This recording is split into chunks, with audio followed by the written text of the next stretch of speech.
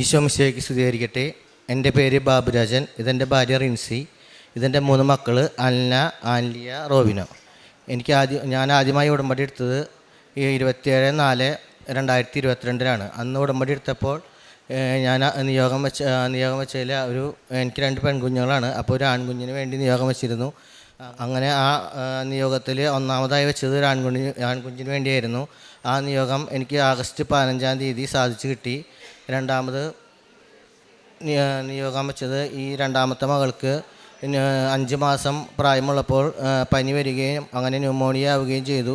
Pneumonia ആയി 1 മാസത്തോളം ICUവിൽ jubilee mission ഹോസ്പിറ്റലിൽ ICUവിൽ അഡ്മിറ്റായിരുന്നു. പിന്നീട് മാറുകയും പിന്നെ ഇടയ്ക്കിടയ്ക്ക് അസുഖങ്ങൾ കൂടുകയും അഡ്മിറ്റ് ആവുകയും ചെയ്തിരുന്നു. അങ്ങനെ ഇത് 3 കൊല്ലം തുടർന്നു. പിന്നെ അസുഖം മാറുകയും പിന്നീട് ഇടയ്ക്ക് ശ്വാസമുട്ടൽ തുടങ്ങി. ശ്വാസമുട്ടൽ ഇടയ്ക്കിടയ്ക്ക് വരുമായിരുന്നു. അത് പനി വരുമ്പോഴും ജലദോഷം വരുമ്പോഴും ഇടയ്ക്ക് ശ്വാസമുട്ട് വരുമായിരുന്നു. അത് ഇവിടെ വന്ന് രണ്ടാമത്തെ ഉടമ്പടിയിൽ നിയോഗം വെച്ച് പ്രാർത്ഥിച്ചതിൻ്റെ ഫലമായി പിന്നെ തൈലവും ഉടമ്പടി വസ്തുക്കളെല്ലാം ഉപയോഗിച്ചതിൻ്റെ ഫലമായി അവൾക്ക് ശ്വാസമുട്ടൽ മാറി. ഇന്നേ വരെ ശ്വാസമുട്ടൽ പിന്നെ വന്നിട്ടില്ല.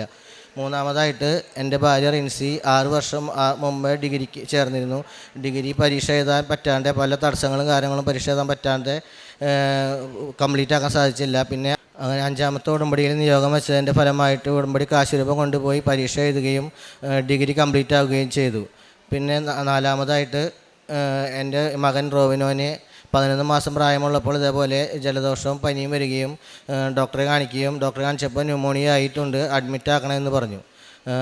അപ്പോൾ ഞങ്ങൾക്ക് 2ാമത്തെ മകളുടെ കാര്യം ഭയങ്കര പേടിയായിരുന്നത് കൊണ്ട് ഞങ്ങൾ മാതാവിൻ്റെ ഇവിടെ നിയോഗത്തിൽ വെച്ച് പ്രാർത്ഥിച്ചു. ഉടമ്പടിയിൽ നിയോഗത്തിൽ വെച്ച് പ്രാർത്ഥിച്ചതിൻ്റെ ഫലമായിട്ട് ഉടമ്പടി തൈലവും ഉപ്പും കാശ് രൂപം വെച്ച് പ്രാർത്ഥിക്കുകയും ചെയ്തതിൻ്റെ ഫലമായി അവന് അഡ്മിറ്റ് ആവാതെ ന്യൂമോണിയ മാറുകയും ചെയ്തു.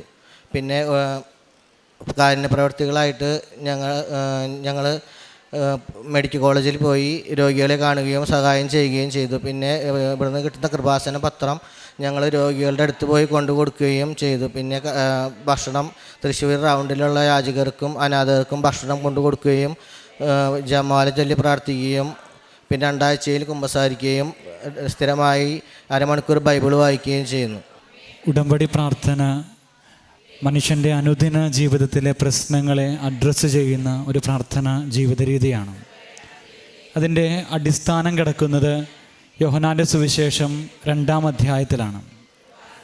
യോഹന്നാൻ്റെ സുവിശേഷം 2-ാം അധ്യായം കാനായിലെ കല്യാണ വിരുന്നാണ് വിവരിക്കുന്നത്. അവിടെ പരിശുദ്ധ അമ്മയുടെ വലിയ മധ്യസ്ഥത്തിൽ ഓരോ കാര്യങ്ങളും സാധിച്ചു കിട്ടുന്നതായിട്ട് നമ്മൾ കാണുന്നുണ്ട്. അപ്പോൾ ഉടമ്പടി അടിസ്ഥാനമാക്കിയിരിക്കുന്നത് ഈ വചനഭാഗത്തിൽ കേന്ദ്രീകൃതമായിട്ടാണ്. അതുകൊണ്ട് തന്നെ ഒരു വ്യക്തി തൻ്റെ കുടുംബജീവിതത്തിൽ ആഗ്രഹിക്കുന്ന ഓരോ കാര്യങ്ങളും പരിശുദ്ധ അമ്മയുടെ സന്നിധിയിൽ ഉടമ്പടി പ്രാർത്ഥനയിൽ പങ്കുചേർന്നുകൊണ്ട് സമർപ്പിക്കുമ്പോൾ പരിശുദ്ധ അമ്മ വളരെ ശക്തമായിട്ട് ആ നിയോഗങ്ങളിൽ ഇടപെടുന്നതായിട്ട് നമ്മൾ കാണുന്നുണ്ട്. നമ്മുടെ മുൻപിൽ ബാബു എന്ന സഹോദരൻ സാക്ഷ്യം പറയുമ്പോഴും ഈ സഹോദരൻ പറയുന്നത് ഒരു കുഞ്ഞിന് വേണ്ടിയിട്ട് പ്രാർത്ഥിച്ചതിൻ്റെ കാര്യമാണ്. പരിശുദ്ധ അമ്മയുടെ കരുതലും സ്നേഹവും ഇവരുടെ ജീവിതത്തിലേക്ക് കുടുംബജീവിതത്തിലേക്ക് കടന്നു വരുന്നതായിട്ട് നമ്മൾ കാണുകയാണ്. അതിനുശേഷം കുടുംബത്തിൻ്റെതായിട്ടുള്ള രോഗത്തിൻ്റെ അവസ്ഥകളിൽ കുടുംബത്തിൽ വരുന്ന ഓരോ രോഗത്തിൻ്റെ അവസ്ഥയിലും പരിശുദ്ധ അമ്മയുടെ ഇടപെടൽ നമുക്ക് കാണുവാനായിട്ട് സാധിക്കുന്നു.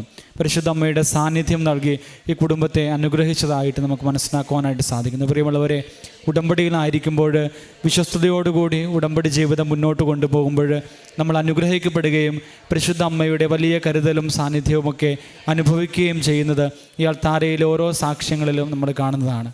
ഈ കുടുംബത്തോട് ചേർന്ന് നിന്നുകൊണ്ട് ഇവരുടെ ജീവിതത്തിലെ പരിശുദ്ധ അമ്മ ചൊരിഞ്ഞ എല്ലാ അനുഗ്രഹങ്ങൾക്കും കൃപകൾക്കും നമുക്ക് നന്ദി പറയാം. ഇരുകരങ്ങളും അടിച്ച് ദൈവനാമത്തെ മഹത്വപ്പെടുത്താം. അത്യപൂർവ ദൈവാനുഭവങ്ങൾ ഇനി നിങ്ങൾക്കും സ്വന്തം.